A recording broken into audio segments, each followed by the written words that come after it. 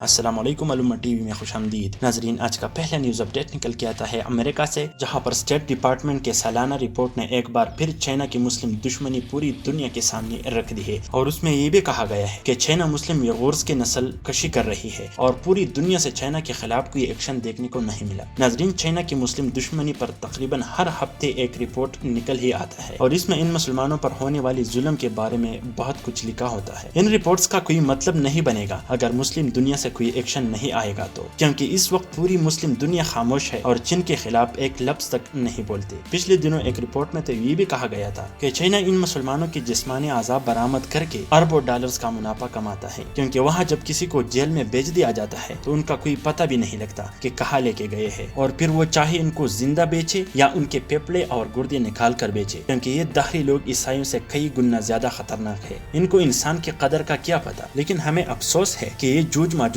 ہماری مجبوری بن گئی ہے اور ہم ان کے خلاف کچھ نہیں بول سکتی۔ اس رپورٹ میں یہ بھی ہمیں بتایا گیا ہے کہ مسلمان لوگوں سے بچے زبردستی وہ لے جاتے ہیں اور اپنے بڑے بڑے کیمپس میں رکھتے ہیں، اور ان کے والدین کے ساتھ بہت تشدد سے پیش آتے ہیں، اور اگر ایک بار ان کے والدین کو اٹھا لیتے ہیں تو پھر ان کا خدا ہی حافظ ہوگا۔ ناظرین، چائنا حکومت نے اس وقت 10 لاکھ سے زائد انسانوں کو بڑے جیل خانوں میں بند کر دیے ہیں، اور ان پر زبردستی اپنا کام کرتے ہیں اور ان کی عورتیں ریپ کرتے ہیں، اور تشدد میں تو حد سے گزر جاتے ہیں۔ اور اسی طرح کی رپورٹ جب بی بی سی نے دی تو چائنا نے بی بی سی کی براڈ کاسٹنگ بھی وہاں بلاک کر دی، یعنی چائنا کو یہ اتنا برا لگا اور دنیا کو یہ پیغام دیا کہ ہمارے خلاف نہیں بولنا ورنہ آپ کا یہی حشر ہوگا۔ چائنا کی حکومت ان کے بچوں کو اپنی زبان میں تعلیم دیتے ہیں اور انہیں مذہب سے دور رکھتے ہیں، اور اسی طرح وہ بڑے ہو جائیں گے اور ان کی نسل پوری کی پوری بدل جائے گی، کیونکہ پرانے لوگ ان کے مر جائیں گے اور نیا نسل چائنا زبان بولتے ہوئے تربیت حاصل کرے گا، اور ان کو اپنے والدین کے بارے میں پتہ تک نہیں ہوگا، اور یہی نسل کشی کا سب سے خطرناک طریقہ ہے۔ ناظرین، امریکہ کے اسٹیٹ ڈپارٹمنٹ سے لگتا ہے کہ وہ ان پر سینکشنز لگا دیں گے، لیکن وہ اپنے مفادات اس میں دیکھیں گے، کیونکہ امریکہ کوئی سچ مچ انسانی حقوق پر آواز نہیں اٹھاتا، ورنہ امریکہ نے شام، عراق، افغانستان میں کیا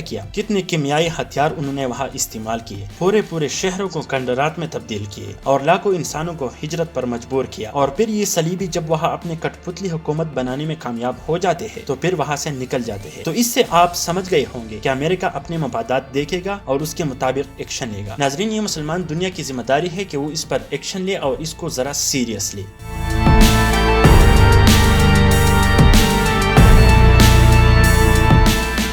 ناظرین، آج کا دوسرا نیوز اپڈیٹ نکل کے آتا ہے ایران سے، جہاں پر ایران کے صدر حسن روحانی نے کہا ہے کہ ابھی تک امریکہ سے ایران نیوکلیئر ڈیل کے حوالے سے کوئی سنجیدہ اقدامات سامنے نہیں آئے۔ انہوں نے کہا کہ جو بائیڈن نے بھی مانا تھا کہ ٹرمپ نے اس ڈیل سے نکل کر غلطی کی ہے، لیکن ابھی تک اتنا ٹائم گزرنے کے بعد بھی ان کی طرف سے کوئی سیریس جواب نہیں آیا۔ ناظرین، امریکہ پہلے اس ڈیل کو لے کے بڑی سیریس تھی، لیکن جب عراق کے سرحد میں امریکہ کی بیس پر راکٹ حملے ہوئے تھے اور بعد میں یہ پتہ لگا لیا گیا تھا کہ اس کے پیچھے ایران ہے، اس کے بعد امریکہ نے اس ڈیل میں واپس آنے کی کوئی سگنل نہیں دیا۔ ایران پر اس وقت امریکہ کی طرف سے سخت پابندیاں لگائی گئی ہے، جس سے نہ وہ خوراک کا سامان درآمد کر سکتے ہیں اور نہ کورونا کی ویکسین۔ ناظرین، ایران چاہتا ہے کہ وہ کسی بھی طرح نیوکلیئر پاور بن جائے، لیکن امریکہ نے ایران پر اتنی سخت ترین پابندیاں لگا دی ہے کہ اب ایران بہت خطرناک حالات کا سامنا کر رہا ہے۔ لیکن ایران کا یہاں پر یہ کہنا ہے کہ ہم اس ڈیل میں تب دوبارہ آئیں گے اور اس کو سنجیدہ لیں گے جب امریکہ اپنے تباہ کن سینکشنز ہٹائیں گے، جس نے ایران کو ڈارک ایج میں دھکیل دیا ہے۔ ایران کے ایک عہدیدار نے کہا ہے کہ امریکہ جھوٹ بول رہی ہے کہ ایران سے پابندیاں ہٹانے میں ٹائم لگے گا، یہ ان کے 1 گھنٹے کا کام ہے، لیکن اگر وہ یہ کرنا چاہیے تو۔ ناظرین، ایران ڈیل کے حوالے سے جتنے بھی اپڈیٹس اور ڈیولپمنٹ سامنے آئیں گے ہم آپ کو اپڈیٹس دیتے رہیں گے۔